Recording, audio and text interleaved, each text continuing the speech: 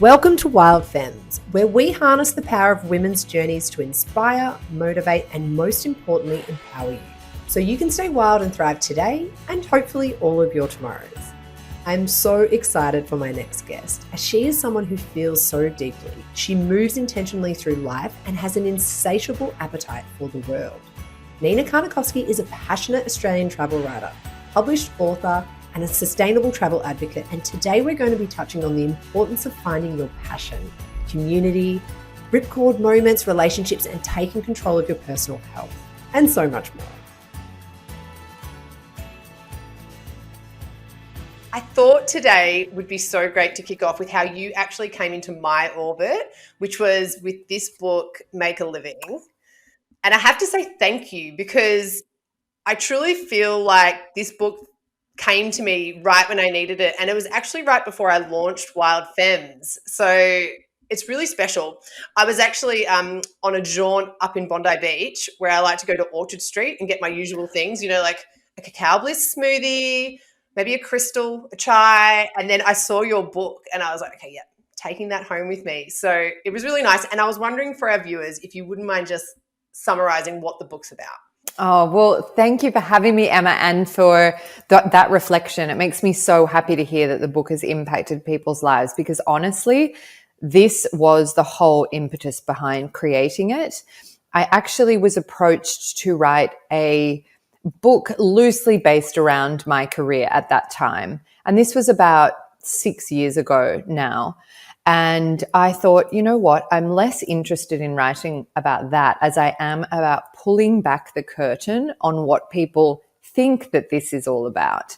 So true. You know how we see these sort of glossy lives on Instagram? We see people like me at that time jaunting overseas, and other people that I had seen, weavers or ceramicists or people with really dreamy lifestyles. I wanted to really go to those people and ask them, what is it really like to make a living as a ceramicist or a chocolatier or any of these things?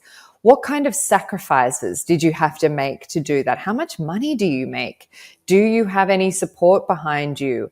And all those sorts of things, to show not only that it was perhaps not quite as glossy as you think, but really to show people the nuts and bolts of it, so that was really empowering for them, so they could do it too.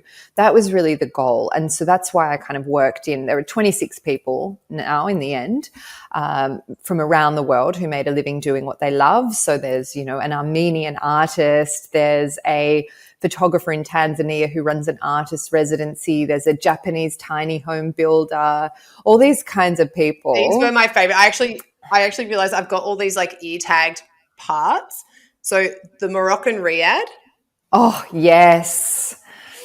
So incredible. And I even just like the quote that you've got here, which is, don't copy anyone else. People can feel it when you're not sincere. Like, that really stuck with me. But also you look at that and you're like, wouldn't that be so dreamy to run a beautiful boutique accommodation in Morocco? Like, wouldn't that be nice? But it's so real to hear about some of the challenges they face. And, even after following them during COVID and seeing how they had to shut their doors, but they were still just so keen to support their staff and make sure their families were taking home an income. Like, it was just so nice. That's right. So really digging into that advice, and so many of them said, just do it, which sounds so simple, but it's like you actually learn the thing by doing the thing. So for instance, there's Anita in there from New Zealand, and she started out just knitting, taught herself on YouTube, was knitting the things herself. Then she started employing some lovely old ladies in her community. And then she started working with a community in Peru. And now, she sells these beautiful handmade jumpers to the likes of Net-a-Porter. And she's just, I think her quote was, just do it, wasn't it? It was like, just do it. Do it. Yeah.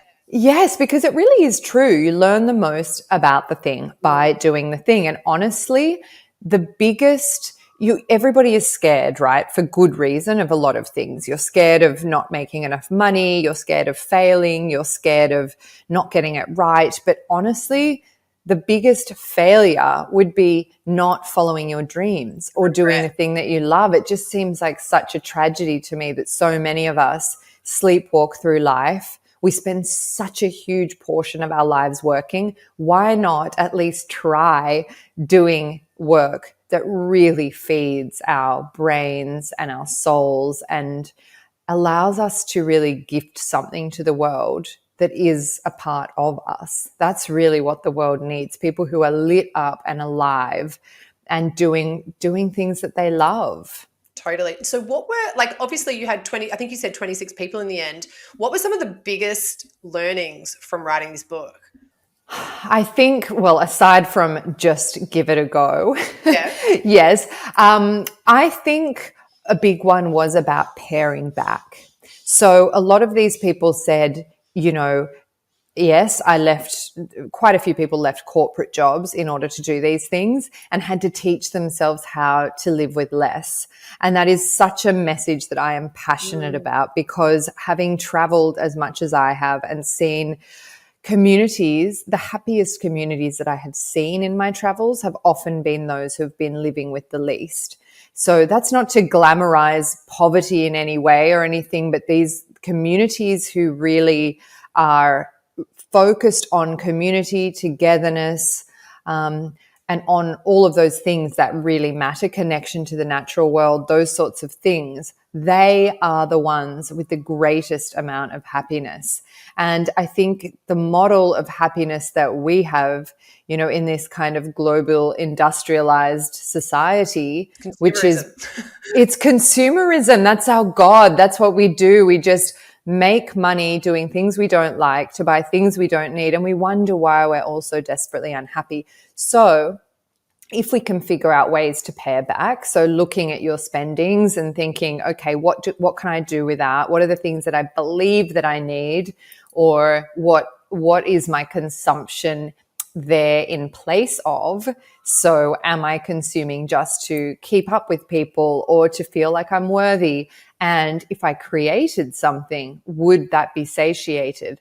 Looking at all those sorts of things. So that was a really big lesson. I don't think there was one person in there that didn't touch on that in some way. Yeah, that's super fascinating. And how did you then apply those learnings to the way you lived your life? Because as you mentioned, you are probably one of the most well-traveled people I've had the pleasure of speaking with. And you have really traveled the world over and immersed yourself in so many different cultures. Like, how did you bring that back to your home? Well, actually, I was living a lot of those values already. And that was really the impetus behind doing the book, because I was aware of all of those things. People would say to me, oh my gosh, travel writer's so dreamy. And I'd be like, yeah, it is. But also, I don't earn probably half the amount of money that a lot of my friends were at that time when I started. I, wasn't around for a lot of things for social things. I had to really keep an eye on my spending in order to do this thing that I loved so much. And I was aware of all of that. And I wanted other people to be aware of it too, to say, yeah, this is a dream, but it's not without sacrifice. There's an absolute slog to being a freelancer that has to manage work and flow. There really is. But the other thing really was that idea of putting creation before consumption. I'm just so passionate about that.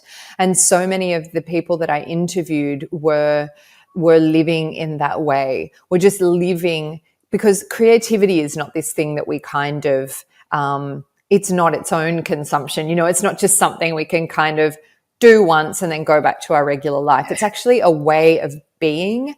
And these were people I specifically chose people who really were living that. So for instance, there's a photographer in there, Anne Schwalb, she's German. And she lives in this old rundown farmhouse with this wild garden. And she lives so creatively in that house, because she said, I'm constantly having to fix the shutters or paint the walls or, forage for my food or get things to naturally dye my clothing, because she made literally everything. She made her own clothes, she made all her own food, all those sorts of things. Aside from her photography practice, it was just such a creative way of being. And I think we can forget that. We can forget that it's not this 9 to 5 thing. It's actually a lifestyle. I did want to ask you, what inspired you to become a travel journalist? You know what? I didn't think that anything inspired me to do it. I thought that because I was a lifestyle journalist already at Fairfax magazines, and then a role came up on the travel team. But as it turns out, when I took that job, which was just a dream come true, somebody actually wrote to me from university and said, "Oh my God, there you go. You made your dream come true." And I said, "What are you talking about?" She said, "Don't you remember when they would ask, what do you want to do when you leave university? You would say, I want to be the next Catriona Rowntree from Getaway." You would be thrilled to hear that. That's amazing. Oh my gosh. You know what? I actually told her on Instagram one time. What did you say? She loved it. I bet she hears that 200 times a day. But anyway, so that I guess had always been in the back of my mind, even though I had largely forgotten about it, which says something about the power of manifestation, right? And about kind of holding the dream, but then completely letting it go and hoping that it will return because you've put that intention out there. But yes, so the role came up, and I just immediately took it on and immediately realized that not only was this a dreaming career, but that also there were some downsides to being a travel writer. So, for instance, my first assignment ever was to this meditation retreat in Bali. And then a week later, I was in New Zealand on this luxury for meal. I was being, helicoptered in to vineyards and driven around in Jaguars. And then we were at dinner at one of the world's 50 best restaurants. And suddenly I just start shaking and shivering and having to excuse myself to the bathroom every 5 minutes.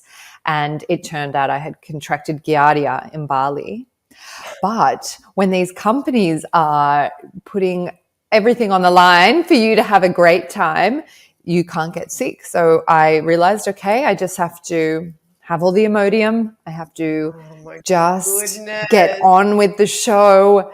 And then I realized, this isn't for everybody. It was for me because, I have such an insatiable appetite for the world that suited me. But it was a real eye opener. That actually happened to me once. I was giving a talk at a women's retreat in Fiji, and the night before I got, I guess, Fiji belly, whatever the equivalent is of that. And as they introduced me to come up on stage, my dear friend and the founder of this retreat, Sarah, gave me a hug and said, "What's the worst that can happen?" And we both looked at each other and we were like, poo myself on stage? Like, that's pretty bad. And I remember getting up on stage just thinking, like, I'm sweating. I'm actually clammy and thinking, these people must just think this speaker's a bit average. Like, what's going on here? I lacked a lot of energy, let me tell you. Oh my gosh. See, Yeah, but enough about that. What I really did want to chat to you about too is you mentioned that you didn't intentionally set out to be a travel journalist, but what did teenage Nina want to be? Like when you were in school, were you like, when I grow up, I want to be a journalist? Were you always wanting to be a writer? I, for a very long time, said that I wanted to be a marine biologist because the power of suggestion is very strong. And I think my mum must have suggested that to me. And I was like, yes, that's what I want to be. Then I got to high school and realized science was absolutely not my forte. I had a really hard time with maths and science. It just, my brain didn't understand it. I remember being in a maths class once and the teacher saying, if anybody still doesn't understand, put up your hand, except for you, Nina. and pulling me over at the end of the class and saying, look, I just think as soon as you can drop maths, you should do that because your brain just doesn't seem to understand the concepts. I'd be like, why are there symbols when there were numbers before? Like, what's that about? And she'd be like, well, they just are. Anyway, so harsh though for a teacher to say that to you, like, you need to drop maths. Like, how limiting for you? You're like, I know. I kind of need maths for some things that I maybe wanted to do in life. Like, right. But you know what? It really put a fire in my belly and I got a good coach and I ended up doing really well in it. But I had a natural tendency towards English and I loved writing, and I had some really incredible teachers who were very expansive in that way. And so I knew that writing was something that I wanted to do.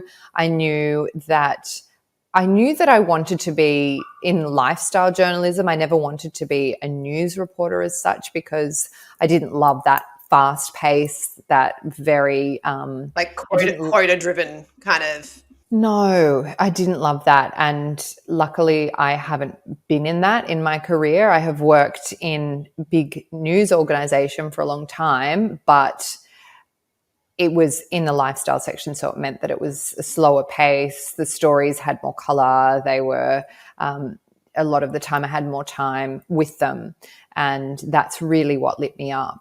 I was going through your published works actually, and I noticed that you have a really big love for Southeast Asia, like India and Nepal. I was wondering, what is it about those countries that draw you in? 10 years ago, my husband and I were about to buy a house that we really couldn't afford. He was working a job that he really didn't love. And we both just wanted to have adventures. We wanted to be free. So we decided last minute we wouldn't buy the house. And instead, he took a job as an art director at the Indian version of GQ magazine. And we moved to Mumbai for a year. It was a real kind of ripcord moment when we were like, okay, we're about to get into the grind that we never really wanted to be part of. Let's go and do this very expansive thing. And honestly, after about 3 days, we just decided that it was true love. We felt so at home in this place. Just the color and the chaos. What a sliding doors moment though. Oh, such a sliding doors moment. And I'm so, so grateful for that. It really changed the way that we approach life. And it was a real reflection of our values and what really mattered to us in life, because we didn't want to just be in that pay bills and die kind of grind. Weren't up for that. Which is very easy to fall into. Very easy to fall into unless you're very intentional about it. And so that was just a year of, because I had already started out as a travel writer and I managed to keep my job. So I was kind of the correspondent over there. So I was doing a lot of travel around India and Sri Lanka and Nepal, and then have been back quite a few times since. And it's just a part of the world that I feel very connected to. We're just about to go and have another ripcord moment. In 3 weeks' time, we're about to go to the Himalayas for 6 months. So I was asked by World Expeditions to host a trek there in April. And when that filled up, they asked me to do another one in September. And because I don't like to do many long haul flights anymore, for reasons which we may discuss in a minute, I said, okay, my husband and I were going for a bushwalk one morning, and I said, what would it look like if we just stayed in between? We don't have kids. We do have a dog. We do have a house. And we kind of looked at each other and he said, you know what? That's exactly what we've got to do. And so it seemed impossible. There were so many things that we had to get in line, but we've made it happen, and we're both going to be working remotely, and we are very loose with the plan at this stage. We're going back to that old school style of travel, of not having everything booked in and just kind of doing what feels right, staying where we want to stay in the moment. And so in between those two treks, we're going to be, maybe going into Bhutan, probably spending a lot of time in Nepal, northern India. Cannot wait. It sounds just amazing. Can you share a little bit about the trek that's happening in September? Yes, so it's going to be 8 full days of trekking in the Everest region, and then there's a couple of days either end in Kathmandu. And the focus is really on slow, mindful travel. So by that, I mean, we're not going to be walking extremely slowly because we are on a trek, but what we're going to be doing is paying really deep, attention to everything around It's us. not about So the pace. It's about it's fully immersing yourself and taking it all in. That's right. So we're going to have some kind of silent walks. We're going to be trying to really take less photographs, really connecting to the place and the issues that it faces, and trying to, we're living at a time of ecological crisis, but I think it's a crisis of attention as much as anything else. We're not paying attention to the world around us. We are in autopilot a lot. Like sometimes I drive home from work and I turn off the car and I'm like, how did I even get here? Right. So that's also a real tragedy because you're missing so much. The world is so beautiful. It's so alive. There is magic all around us all of the time, but we can really shutter ourselves off from that if we are not intentional. And so this is really going to be an exercise in that. I teach a lot of journaling, so we're going to be journaling along the way and doing some other little practices en route and connecting to the Sherpa community. We're going to be visiting a women's regenerative farming project just outside of Kathmandu. It's going to be kind of putting all of the concepts that I wrote about in my latest book, which is all about that conscious regenerative travel, putting them into action and showing people how we can actually travel in a way that is as nourishing for us as travelers, but also for the place that we're in. It sounds absolutely amazing. I might put some notes in this episode for any listeners that might be interested in coming along and joining you, because it does really sound incredible. But you've naturally taken me on to the next area I wanted to talk to you about. Now, you've written 2 books that really lean into what we just discussed, which is mindful travel and having a sustainable approach to travel so that we're not creating a negative lasting impact on our planet. Can you talk us through those books and what was the moment that inspired you to shift the way you approach travel? Well, I had been traveling probably a dozen times a year overseas, and happily so at that time.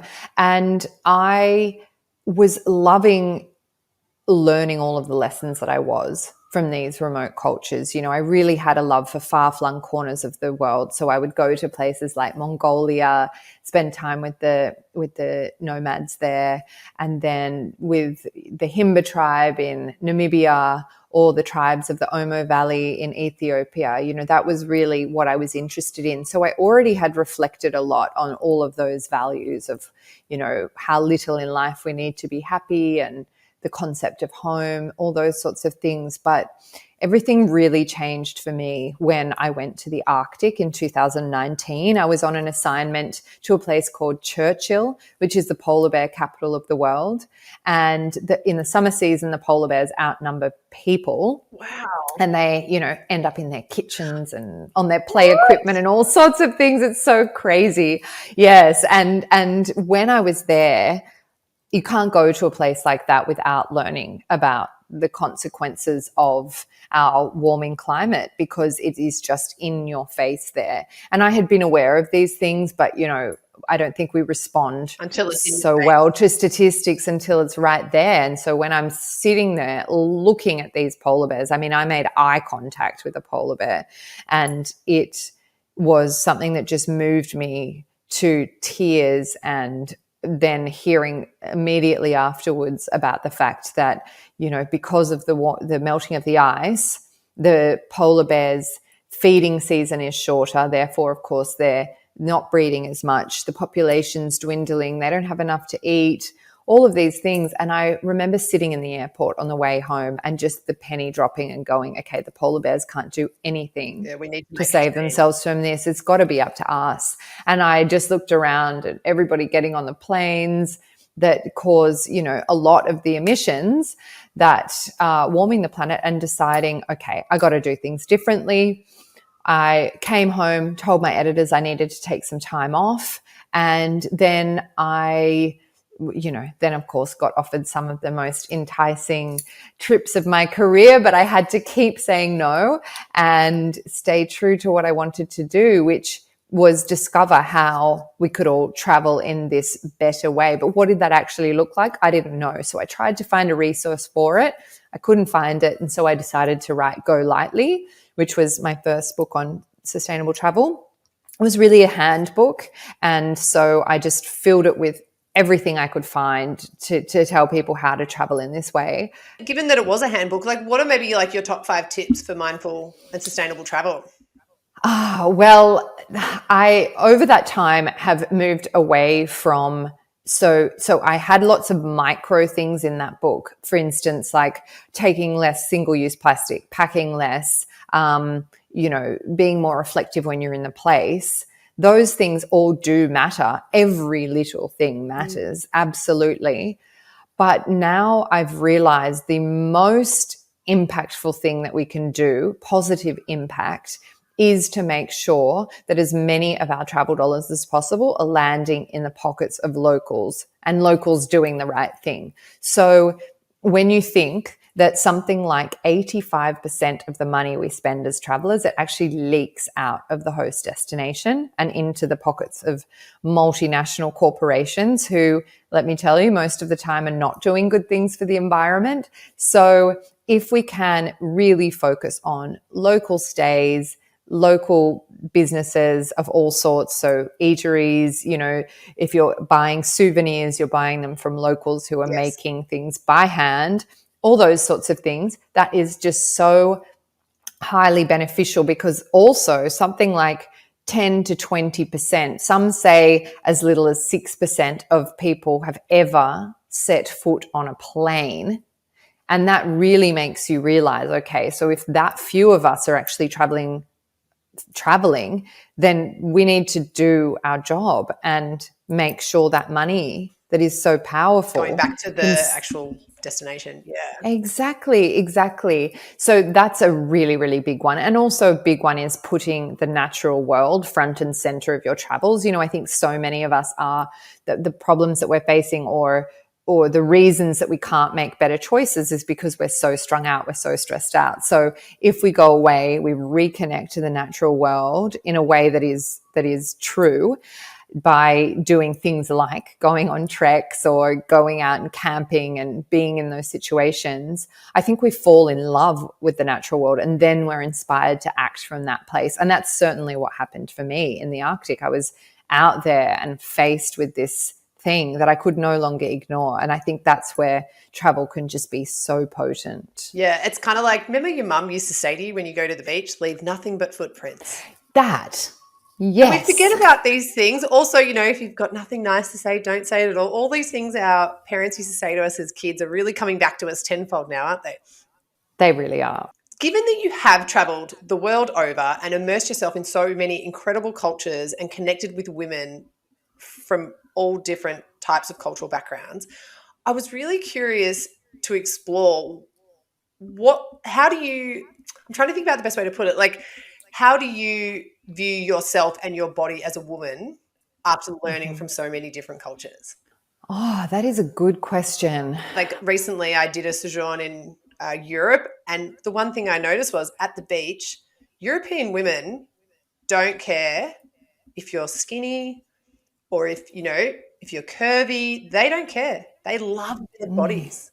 They love their bodies and they nourish them. And I really brought that home with me. So I was curious, like you've immersed yourselves with like tribes in Mozambique and different cultures between Southeast Asia and all over the world. Like, what are some of the lessons maybe you've learned from the women in those cultures? Yeah, it's such a good reflection because, like you say, you have these moments of realization of, the way that we are doing it is absolutely not the one and only way, and there's probably many ways that are better. So here's a good example of something that has taught me about how important community is. So in my latest book, which is a memoir called The Mindful Traveler, where I really tried to bring those ideas of regenerative or conscious travel to life, one of the chapters is about an experience I had in India 18 months ago at a place in Rajasthan called Santilles Women. Now, this is an ethical fashion initiative run by an incredible Indian woman named Madhu Vaishnav, who started this initiative with $100 and a desire to bring traditional Indian handicrafts back to her village. And so with that $100, she's now built it to employing over 100 women. Wow. And they do things like hand embroidery, they do hand loom, like properly looming cotton. They do natural dyeing, all of these beautiful processes. And you as a traveler can go and spend time with them, see how these things are made, see the hands that actually make our clothing. And that's why I went there, because I wanted to see that. And you spend the week with Madhu and the women. We had a night sleeping on a rooftop of their initiative under the stars, the women all chattering. I had no idea what they were talking about, but it was such a beautiful experience. And what I came away with that was unexpected was just that tight-knit community that they had and how much they all supported one another. This is a society that doesn't really appreciate women working outside of the home, but they have all fought together in order to have their husbands get on board with them going and earning money outside of the household. And their bond was just so strong, so beautiful. They spent all day together, laughing, chatting, dancing. And I've rarely seen that intimacy of community here, because there can be this idea of competition. It was exact opposite there. It's like, what do you need? How can we all help each other rise? If one woman was suffering, all of the women in this initiative were suffering. And so they'd be all trying to help each other and sort each other's problems out and looking after each other's children. And, I saw that in Namibia with the Himba tribe as well, just this intimacy. They looked at me with such pity, because why was I in Namibia by myself? They couldn't fathom it. They wouldn't do anything on their own. And, I went to a women's Indigenous gathering about 2 weeks ago here in the Byron Shire. So it's called The Returning, and it's incredible. It's a foundation that's run by a Bundjalung activist named Eleanor Bancroft. Everybody should look her up. Yes, she's amazing. She's, all about decolonization and everything. And she said, you know what? We were never meant to live this way. So in history, we all did one thing well. So there would be one person who did the fire. There would be another person who went and tended to the bees. There would be another person who was cooking the food. We're not all meant to do all of the things. That's why we're all so strung out. But she said, that, and then that not only means that you're not only overburdened, but also you can't go out. You can't go out on your own, because you need that other support of the community. That is something I have really tried to thread into my life, is just how do we build more interdependent relationships where we actually rely on one another. A lot of my closest friendships now are so reciprocal, in the sense that we even set up things where we're like, it's skill sharing. So, if I can help out a girlfriend with their writing, they might be able to help me with my speaking. And, we do that in our community as well. Yeah. And that feels beautiful. I mean, we might not be, out in the bush gathering things, but it's a different form of skill sharing that is still valid. Totally. And it's about helping each other get to where we want to go and forming connections in the process. That's also, right. Something that is so evident for me when I look at how vulnerably and beautifully you share across all your channels is that you have a real investment in relationships and longevity in that area. I think you've been with your husband now for what is it, over 16 years now? Yes. Like that. Can you believe it? That's such a milestone, right? And I wanted to ask you, how have you invested in your relationship for that longevity to last? Well, I used to joke, I'll begin with my love relationship with my beautiful husband, Pete. I used to joke that it was because we weren't together very much of the time, because you were traveling so much. I was traveling so much, and so we were together probably at most half of the year. And sometimes it was always that dynamic of coming home and having all of these exciting stories to share, and then he would have his stories to share. By then he was a winemaker, so he would have stories from the vineyard and the farm, and it was all very exciting. And you know what? The most challenging times have been since, for so many people, but since COVID, but since I sort of stopped moving around so much and we've been together You have to see each other every 24/7. Yeah, it's not easy, but you know what? It's all about having that respect for one another. To me, that is such an important part, really recognizing that the other person is, we can fall into that trap of kind of being like, oh, you're just part of the furniture. I don't need to properly listen to you. I don't need to, I can just get annoyed at you and then we'll both just wipe it off. That is not how we function. And we really try to pay deep attention to one another. And my husband is such an expander for me in that way, because he's always so present. If I ask him a question, he'll actually like sit down, put his phone down, look me in the eye and be like, let me really think about that, And that's a luxury today, don't you think? And whenever he does it, it shocks me because I think, truly listening. Yeah. And it's quite beautiful. And you know what? That extends to friendships as well. I really do value friendship, deep, intimate friendship. I'm less interested these days in having a million different friends that superficial conversations. Yeah, exactly. No, I want the deep, in-depth friendships. And that means that sometimes you have to get used to having uncomfortable conversations. I had one with one of my closest girlfriends just a couple of weeks ago where, we had a difference of opinion around something. And in the past, I might have just gone, I'll just let that go. And we both kind of would have felt a little bit awkward and maybe it would have stayed there in the background for years. Who knows? But now it's about going, actually, you know what? We need to talk about that. And both talking about it in a really adult way, actually, and working through it. That's actually an interesting point, because something I probably realized, like, I feel like, we all do a lot of work on ourselves and we're trying to personally develop in our own unique ways. But sometimes something can come up that can trigger you and you realize, oh, that's something from a very long time ago that I actually probably haven't let go. When that comes up for you, what's your method to the madness, let's say, of like working through it? I think it really is about bringing it up. Really bringing it up. Like the thing that I talked about with my friend just recently, it's such a good example because it was a fundamental difference in who we were. And I've had relationships break down in the past because I've been like, oh, we're just fundamentally different people and I'm just actually going to let that relationship go. But what I've realized is if we can be more upfront with those differences and say, hey, just so you know, I function this way in the world. And when I walk into a room, I'm picking up on 50 different things. You might only pick up on 3 because I'm a highly sensitive person.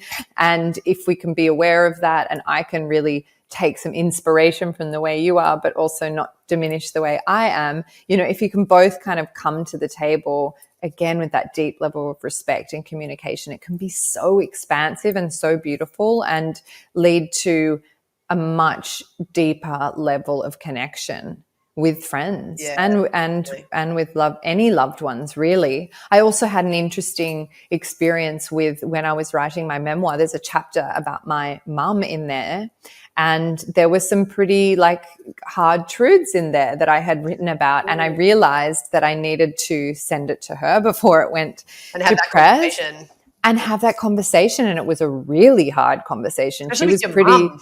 Yeah, she was pretty surprised. And I said, no, let's really sit down and talk about it. And it was to do with, expressions of love and how that's different for the both of us. And it wasn't a comfortable conversation, but my gosh, it's really opened up our relationship in all kinds of ways and was really beautiful. So it was like a true bonding moment, really. Yeah. And like I say, it's uncomfortable, but we need to get more comfortable with being uncomfortable, because trust me, the most uncomfortable thing of all is holding on to these things for years or decades.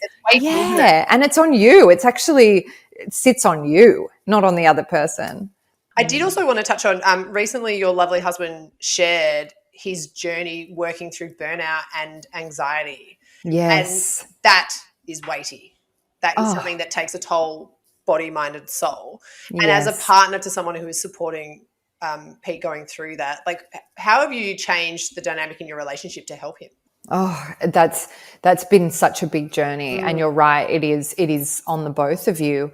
I actually work with a spiritual psychologist who also works in astrology and things like that, and I started working with him specifically for this. Pete is amazing at expressing himself and his experience. He's very emotionally intelligent, which I'm grateful for. So he's been able to say, "This is exactly what I'm experiencing." Oh, wonderful. It's such a gift, actually, that part of it.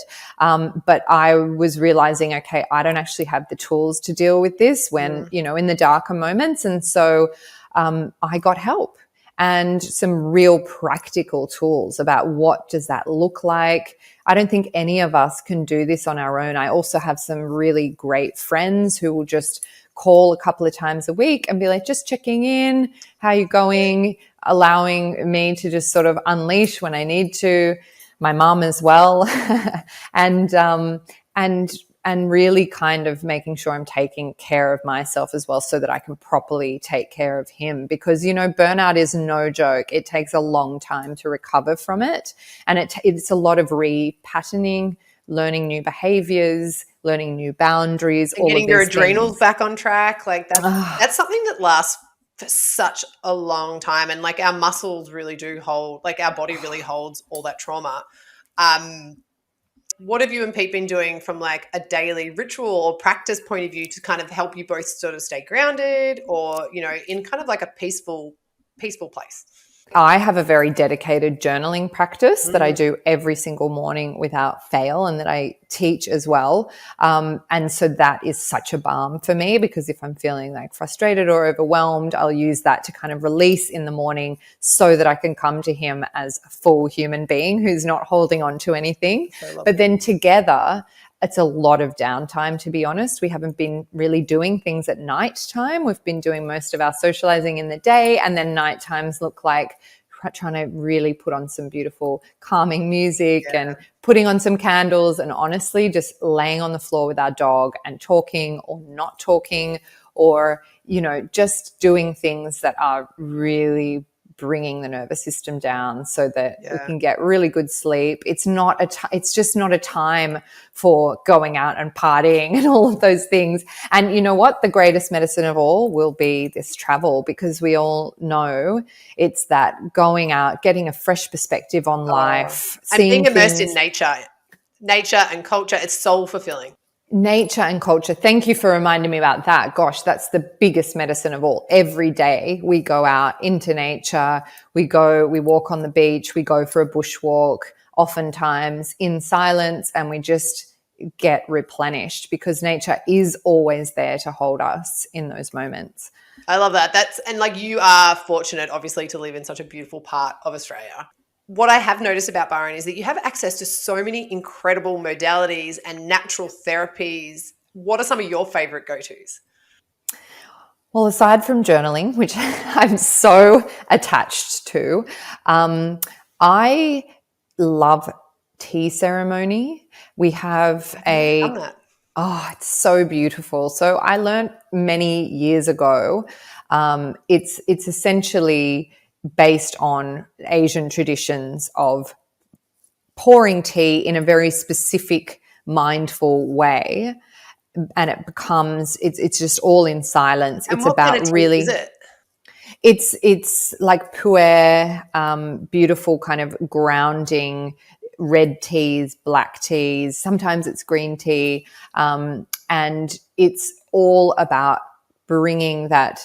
It's funny because it's a grounding experience, but it's also elevating because of the tea. And so we have a business here called Cloud Hidden Tea, and they run numerous tea ceremonies a day. And it's very beautiful. It's sort of set up like an old Japanese tea house, and you go in there and you experience that. So I love doing that. But a lot of it is just about getting into nature these days. I'm less about kind of outsourcing my mental health, as in I love to take control of it myself. That's why I love journaling, because it costs nothing and you can just do it anywhere, anytime. That's why I love hiking, because you can do it anywhere, anytime. It doesn't cost anything. That's why I love having baths. I'm such a fan of a good hot bath. And it's just a way of sitting in silence, but it's not as confronting as meditation, say, because You're kind of doing something at the same time. Kind of doing something. So for very type A active personalities, I find it's really good. We actually did something that seemed extravagant at the time, but it's actually just become such a necessity. We plumbed a bath into our backyard. And so when I'm in that bath, it's looking at the trees, looking at the birds. I probably wouldn't sit in the same place for 20 minutes every day if that wasn't there. So, I guess for listeners, it's like thinking about how can you entice yourself outside as much as possible with whatever tricks you need to. So is it putting a little seat out in a certain place in the garden where you're kind of required to go there every day and maybe do some writing or do some breathing or whatever it is, just to really put yourself in the face of nature? Because honestly, like the answers are always there. The answers are inside of us. We don't need to look anywhere else. It's just, how do we develop that trust in ourselves? How do we hone that intuition that we all have, but that we've forgotten about because we're constantly being sold things from the outside? We don't need to do that. And that's another thing that I've been doing is this is actually borrowed from Liz Gilbert, who started this thing called the Letters from Love Project, where she urges everybody to write a question to love every day and then respond to themselves. So it might be like, dear love, what would you have me know today? And then you write from the perspective of love, which is basically just a force higher than yourself. And it sounds kind of silly and woo-woo, but then you do it and you realize how profound it is. It's basically just tapping into everything that you already know.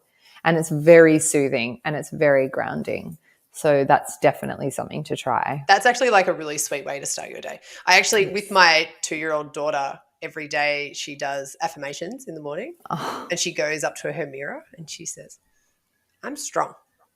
I'm beautiful. I'm kind. Like this. And she said, and I say them with her and she goes, no, Mummy, I'm saying them. And she tells me to stop. And I'm like, I love so proud, because that's actually a really important, you made a really important note as well, that cost-effective therapies is something we really need to be mindful of, because not everyone has the discretionary budget to go and invest in expensive modalities. So that's a really important note. And actually it was funny, when I was waiting for you to come online, I could hear all the wildlife I could hear all the birds chirping and like the creek birds. And you must be living near are you living near water? Yes, we live between a river and the ocean. And so we've got a very, and we live underneath some really gigantic paperbarks and eucalypts. Yeah. And it is very cacophonous with the bird song, but it's so beautiful, honestly. Just cacophonous. Yeah, just sitting there and listening to the birds and watching them, they have so much to teach us. Again, it's just like, when you look at the natural world, it doesn't ever take without giving in return. It is patient. Yeah. It is modeling so many of the values and virtues that we're constantly trying to find and buy. It's just like, actually, just look at nature. The answers are all there. Before you head off today, I did want to ask you, what would be, obviously your books, but what is one book every woman should read today? There's a book that I'm just so obsessed with. It's called Stranger Care, Learning to Love What Isn't Ours, by a woman named Sarah Santilles. And it's all about learning to mother in a new way. So it's essentially a book about the foster care system, and she and her husband fostered a child. And it's a memoir about that process. But I think a lot as a woman who doesn't have children about what family is, what it can look like. And I'll just read this little quote out because it was so powerful to me. Love that.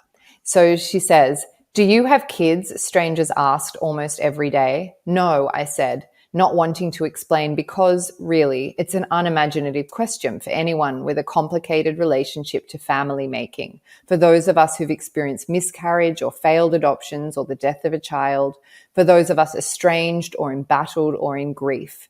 It's a question I now refuse to ask. "Tell me about your family," I say instead, because I know belonging comes in all shapes and sizes, visible and invisible, hidden and made and chosen and found. Oh, Wow. so incredibly beautiful and just so spot on about, we need to expand our ideas of what family is. And it is so important for all of us to expand our concept of what family can be. And I think that if we can learn to expand our sense of care and not necessarily have to like own something in order to care for it, what can that caretaking look like? Is it caretaking the environment? Is it caretaking your friends? Is it caretaking? I don't know. Is it something like fostering? It's just there's so many different options. And I think we're so used to kind of following a certain script that we don't question those things. And so it's not for the me 50s anymore, is it? Right.